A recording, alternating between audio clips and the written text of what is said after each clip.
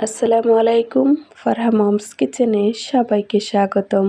আজকে আপনাদের সাথে শেয়ার করব তেলাপিয়া মাছ দিয়ে ঝিঙ্গা কিভাবে রান্না করলে সবচেয়ে বেশি সুস্বাদু ও মজাদার হয়। এই টিপসগুলো এই রান্নার মাধ্যমে আপনাদের সাথে শেয়ার করব। আশা করি আজকের রেসিপিটিও আপনাদের কাছে ভালো লাগবে। এখানে আমি একটি আলু পাতলা করে কেটে নিয়েছি। ঝিঙ্গাগুলো আমি একটু লম্বা করে কেটে নিয়েছি। এখানে আমি 4 পিস তেলাপিয়া মাছ ভালোভাবে ধুয়ে পরিষ্কার করে নিয়েছি। তারপর পানিটা ঝরিয়ে নিয়েছি। এখানে আমি হাফ চামচ পরিমাণ লবণ দিয়েছি, হাফ চামচ পরিমাণ মরিচ গুঁড়া দিয়েছি এবং হাফ চামচ পরিমাণ হলুদ গুঁড়া দিয়েছি। মশলাগুলো দিয়ে ভালোভাবে মাছগুলো আমি মাখিয়ে নিয়েছি। এখানে আমি 1 টেবিল চামচ পরিমাণ সয়াবিন তেল দিয়েছি। আবারও ভালোভাবে তেল মাছের সঙ্গে এবং মশলার সঙ্গে মাখিয়ে নিয়েছি। আপনারা চাইলে এখানে 1 চামচ পরিমাণ পানি দিয়েও ভালোভাবে মশলা এবং মাছ মাখিয়ে নিতে পারেন। চুলায় একটি প্যান বসিয়ে আমি হাফ কাপ পরিমাণ সয়াবিন তেল গরম করে নিয়েছি। তারপর মাছগুলো ভাজার জন্য প্যানের মধ্যে দিয়ে দিয়েছি। আপনারা চাইলে সয়াবিন তেলের পরিবর্তে সরিষার তেল দিয়েও রান্না করতে পারেন। এক পিঠ মাছ ভাজা হলে তারপর আমি আস্তে আস্তে মাছগুলোকে উল্টিয়ে দিয়েছি। এখানে আমি 1 মিনিট করে এক পিঠ মাছ ভেজে নিয়েছি। 1 মিনিট পর এক পিঠ মাছ আমি উল্টিয়ে আবারও 1 মিনিট সময় অপর পিঠ মাছ ভেজে নিয়েছি। ঠিক এইভাবে 2 বার উল্টিয়ে পাল্টিয়ে আমি মাছগুলোকে ভালোভাবে ভেজে নিয়েছি। আপনারা চেষ্টা করবেন একটু ভালোভাবে মাছগুলোকে ভেজে নেওয়ার জন্য, তা না হলে মাছগুলো সবজিতে অ্যাড করলে ভেঙে যাবে। মাছগুলো ভেজে নেওয়ার পর তারপর আমি একটি প্লেটে নামিয়ে নিয়েছি।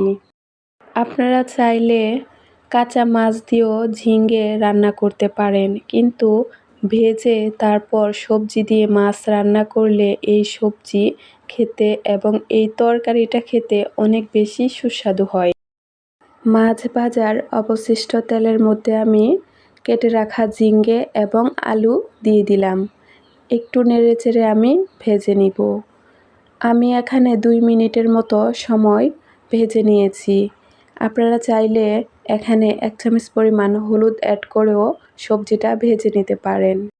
ঝিঙ্গে এবং আলু হালকা একটু ভেজে তারপর আমি নামিয়ে নিয়েছি। প্যানের মধ্যে আমি আবারও হাফ কাপ পরিমাণ সয়াবিন তেল দিয়েছি এবং কিছু পেঁয়াজ কুচি দিয়েছি। আপনারা চাইলে পেঁয়াজটা পরিমাণে বেশি অথবা কম দিতে পারেন। হালকা একটু নেড়েচেড়ে পেঁয়াজটাকে আমি ভেজে নিয়েছি।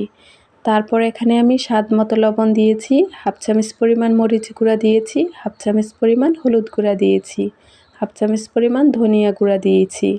আবারও নেড়েচেড়ে মশলাটা আমি কয়েক সেকেন্ড ভেজে নিয়েছি। তারপর এখানে আমি অল্প পরিমাণ পানি দিয়ে আবারও নেড়েচেড়ে মশলাটা আমি কষিয়ে নিয়েছি। একটু সময় নিয়ে ধৈর্য ধরে মশলাটা ভালোভাবে কষিয়ে নেবেন। তারপর আমি এখানে সবজিগুলো দিয়ে দিয়েছি। নেড়েচেড়ে সবজি এবং মশলা ভালোভাবে মিশিয়ে নিয়েছি। এখন একটি ঢাকনা দিয়ে ঢেকে আমি 3 থেকে 4 মিনিট সময় সবজিগুলোকে কষিয়ে নিয়েছি। ঢাকনা উঠিয়ে আমি একটু নেড়েচেড়ে দিয়েছি। যেহেতু আমি ঝিঙ্গে ভেজে তারপর রান্না করছি, সেজন্য বেশি সময় সবজিটা কষাতে হবে না। এখানে আমি মাছ ভাজিগুলো দিয়ে দিয়েছি এবং 1 কাপ পরিমাণ পানি দিয়েছি। তারপর নেড়েচেড়ে সব কিছু আবার মিশিয়ে নিয়েছি। এখানে আস্তে আস্তে নেড়েচেড়ে সব কিছু মিশাতে হবে, তা না হলে মাছের পিসগুলো ভেঙে যাবে।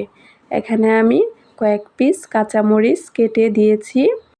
এই পর্যায়ে ঢাকনা লাগিয়ে 4 থেকে 5 মিনিট সময় সবজিগুলো আমি রান্না করে নিয়েছি।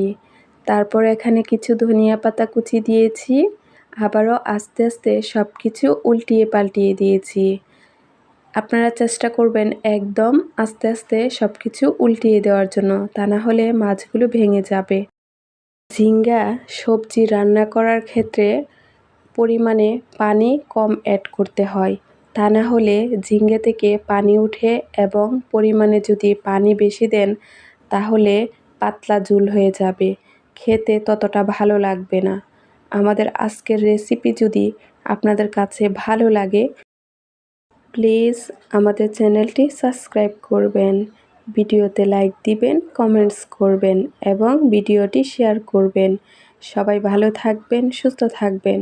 আল্লাহ হাফেজ। আসসালামু আলাইকুম।